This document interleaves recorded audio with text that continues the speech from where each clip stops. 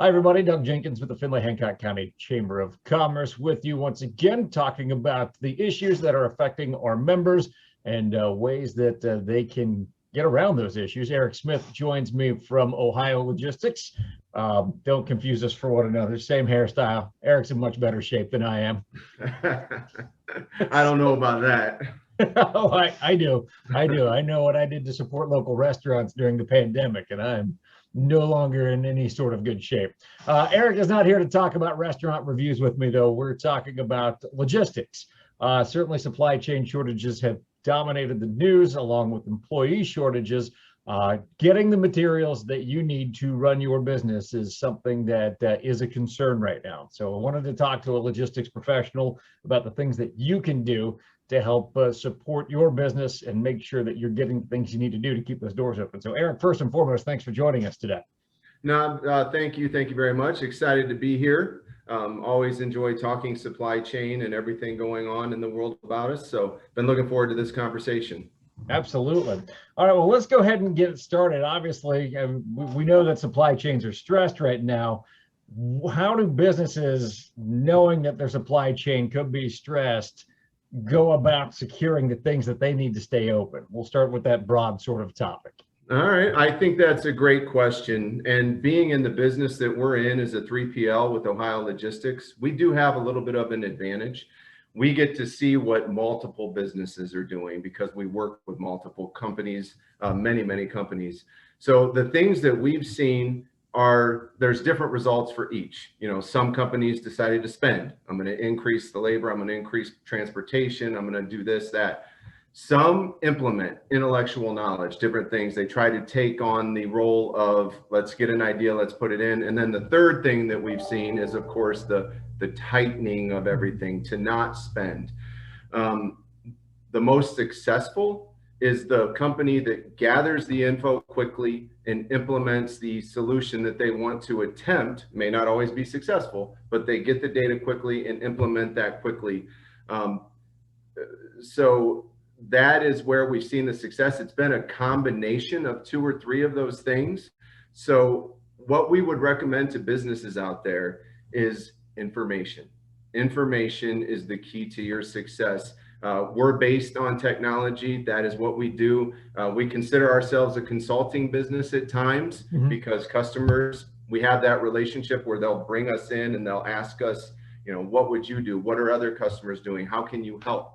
What can we do differently? And overall, and I'm long-winded. I've already told you that, Doug. That's why I asked you to do this. That's true. That's true. To make a long story short, it comes down to weeding through and utilizing your data. You know, anybody can go pay for a million rows of data, but analyzing, presenting, and making a call and acting on that call quickly. That's what companies can truly do. Let's talk about those data sources. You talked a lot there about having that information. What are some sources people need to know or can go get when it comes to supply chain issues? Supply chain is everywhere. The supply chain, everybody wants to tunnel vision supply chain in general, just supply chain. Oh, that's a warehouse. And that is a truck to get the product from the warehouse to the business. But from an IT perspective, it is everywhere. What's your warehouse management system? What's your marketing system? How does it talk to your finance system? From a data perspective, we see any and every tool from Excel to Access to WMS systems to just about to CRMs. CRMs are the wave of the future. They allow the business to talk amongst multiple points, multiple locations. So the big ones from our point of view is your WMS system, your other systems internally, along with a CRM tool that allows your business to talk amongst yourselves without having to be connected every day.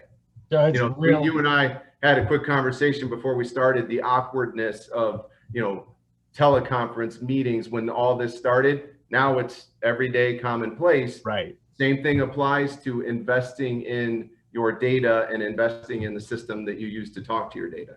And you can find CRMs that are pretty reasonably priced. Everybody thinks that's a great comment. Everybody thinks that it's going to cost $1 million, 10 million. Even smaller businesses think it's going to cost 100,000. No, you can invest in a good CRM system for $5,000 to $15,000 and implement it for even less than that. So that, get over that stigmatism. Everybody's always worried about the risk or that.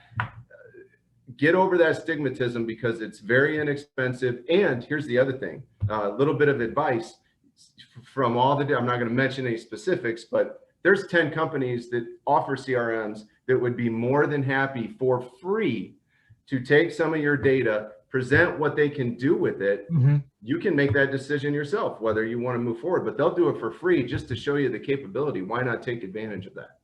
Well, I just from the work I've done with CRMs or things that are similar to CRMs, being able to load up a dashboard and just see all the information that I need to see at a glance helps me decide what I'm doing. And I'm not even working with getting X to Y or from point A to point B, but having that information at a glance is it's very helpful in what I want to do. And I imagine if you're trying to get widgets somewhere or you're trying to make sure that you have the products on the shelves that you want, it's even better for you. Absolutely. And with us, we also give that portal access and all of that information available to the customer, the end user. So Doug Jenkins widgets, you need to see what your inventory looks like, what's going on. You log in through our portal, you have access to all of our reports, all of our inventory, and that is all related with the scanning processes, the scanners, everything on the floor that we do. So it's all integrated. Yeah. And that's where you have, it may not be this year, it may not be next year, but that is where your business needs to get to so you can handle things that occur like this. Yeah. And I might add Doug Jenkins Widgets Incorporated, the best widgets that you'll find. That's rumored. Absolutely. I've heard that. So Eric, what we've been dealing with the strain on supply chains here for a little while now. What are some mistakes that you've seen businesses make that may have harmed their bottom line?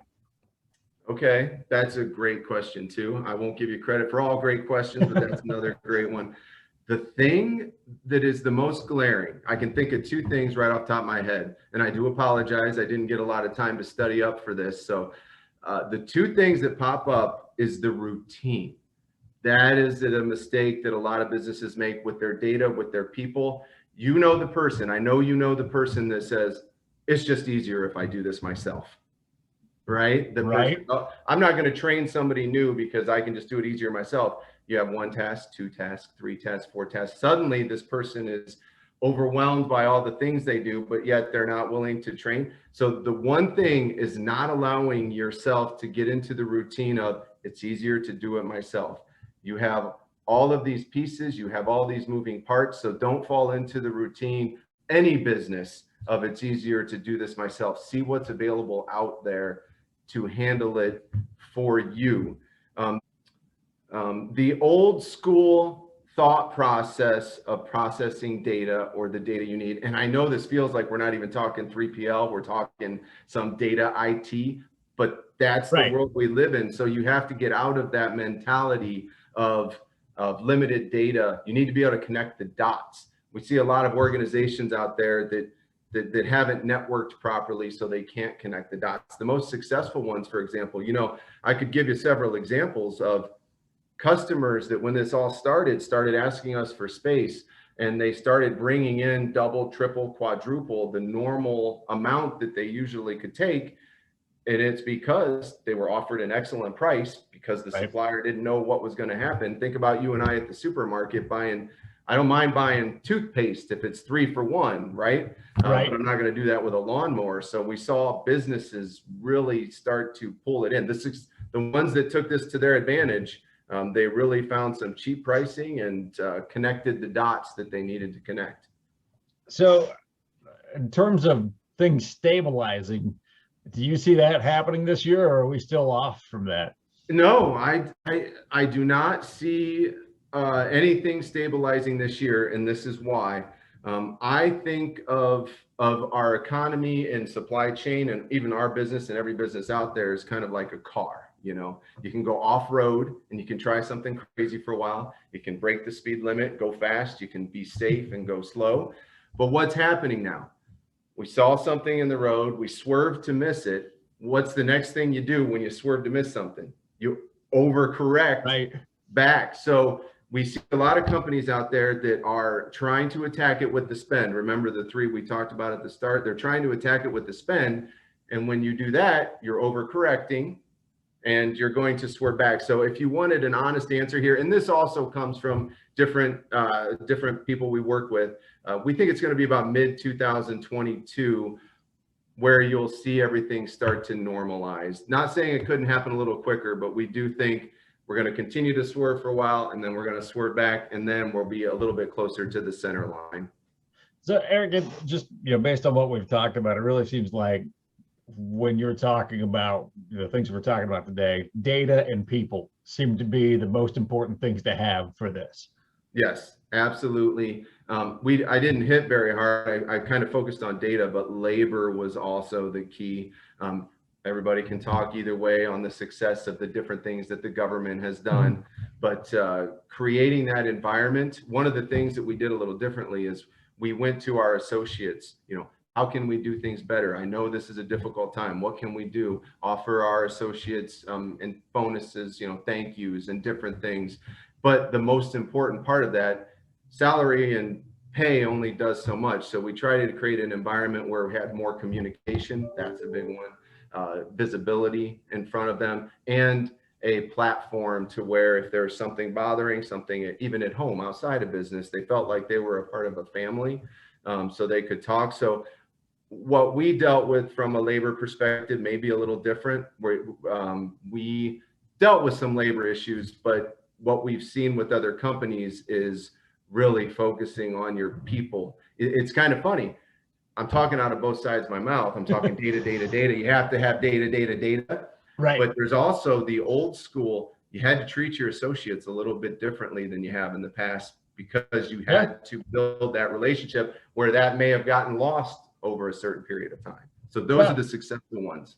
It's almost like baseball. It became so numbers oriented and everything, where people you have to be able to manage people and also weave in the numbers too. Is that a comparison that would be fair? I think that would be very fair. Most people don't realize that the largest percentage of running your company, building your company, being successful with your company, and I'm talking about large companies and small companies, is managing your people. One of the ways that you can do that is using data to figure out what they need, but then there's still the handshake and the network and the appeal of working for something special, not just another number to a company. So you're absolutely right. The relationship is directly related to one another, but at the same time, human emotion, it can draw you in or push you out. Yep, absolutely. Well, Eric, we appreciate your advice for our members here today. If people want to learn more from you, or if they want to get in touch with you, what's the best way to do that? Email would be great. I would be available anytime for a conversation, in person, on the phone, through email. It's eSmith, E as in Eric, eSmith at ohiologistics.com. And like I said at the start of our discussion here today, just a discussion about what's happening with your business, what we've seen, how we could help.